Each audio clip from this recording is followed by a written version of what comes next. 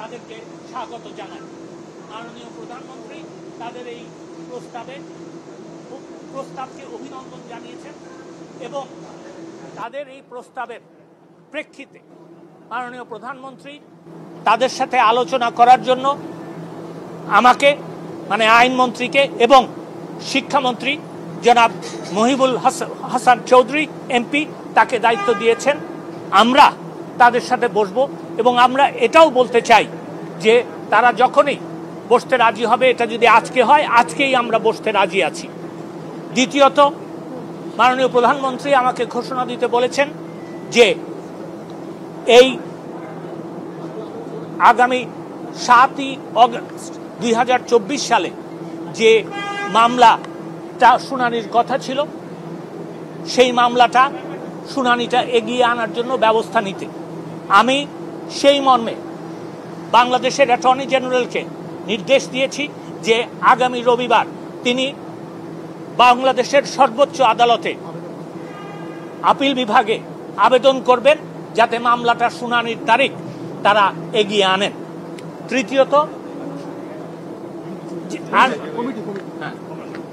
তৃতীয়ত হচ্ছে যে আপনারা জানেন যে গতকালকে মাননীয় প্রধানমন্ত্রী তার ভাষণে বিচার বিভাগীয় তদন্ত কমিটির কথা ঘোষণা দিয়েছিলেন।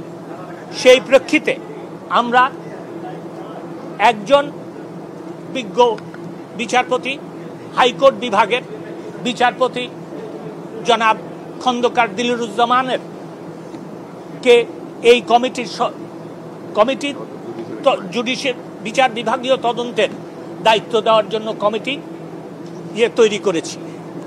আর চতুর্থটা না, মাননীয় এই প্রস্তাব মাননীয় প্রধান বিচারপতির কাছে যাবে। মাননীয় প্রধান বিচারপতি আমার বিশ্বাস নিশ্চয়ই সরকারের যেহেতু এটা দায়িত্ব তিনি সেই প্রেক্ষিতে মাননীয় বিচারপতি জনাব দিলরুজ্জামানকে না আরেকটা কথা ভুলে গেছি, আরেকটা কথা আছে বলে দিই, বলবো আমি দাঁড়াও কি লিখছি তো তিনটা না চারটা না একটু দেখে নি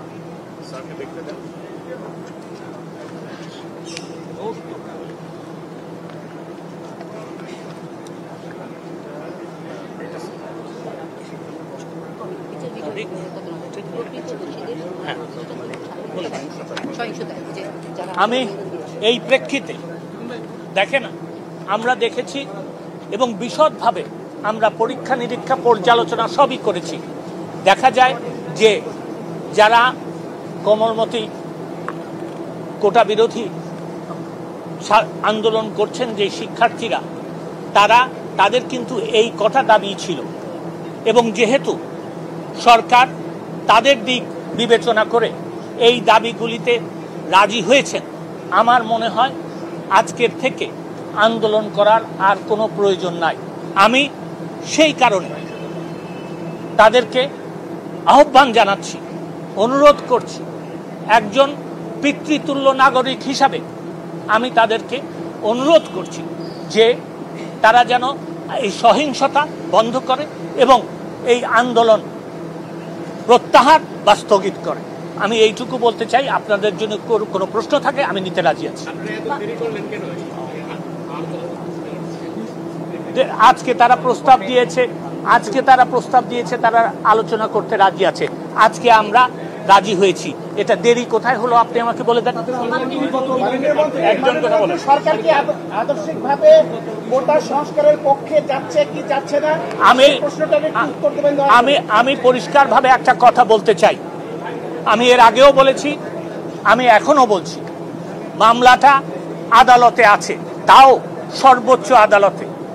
আমরা অবশ্যই যখন এই আদালতে আপনার মামলার শুনানি শুরু হবে, সরকার পক্ষ একটা প্রস্তাব এই কোটার ব্যাপারে দিবে এবং আমার মনে হয় যে আমরা যেহেতু সংস্কারের পক্ষে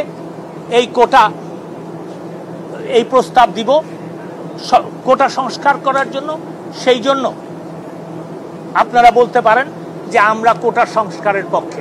মাননীয় মন্ত্রী, এই যে আমরা যতটুকু জানি যে বিচার বিভাগের থেকে সর্বোচ্চ ক্ষমতার অধিকারী নির্বাহী বিভাগ, তো এই দেশের এত এরকম বাজে সিচুয়েশনের আগে নির্বাহী বিভাগ কেন সিদ্ধান্ত নিল না? বা আপনারা প্রথম কথা, আমি আপনার প্রশ্নের জবাব দিচ্ছি এবং আপনার সাথে দ্বিমত পোষণ করে আমি জবাব দিচ্ছি।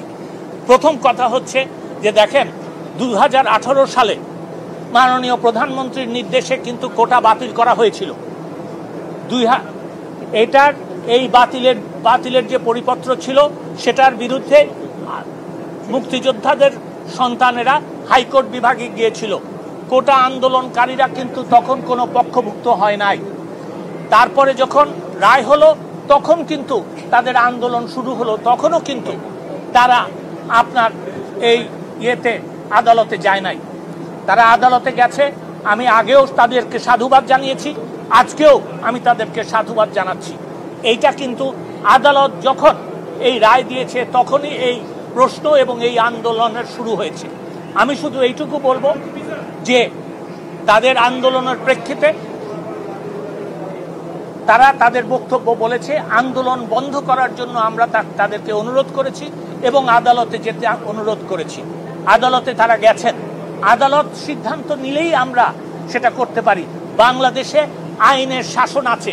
আদালতে আপনারা খতিয়ে দেখতে পারেন ইতিহাস, আদালতে যখন কোনো প্রশ্ন ওঠে তখন কিন্তু আদালত যতক্ষণ পর্যন্ত সেটা শেষ না করে ততক্ষণ পর্যন্ত নির্বাহী বিভাগ কোনো এটা নেয় না, সিদ্ধান্ত নেয় না।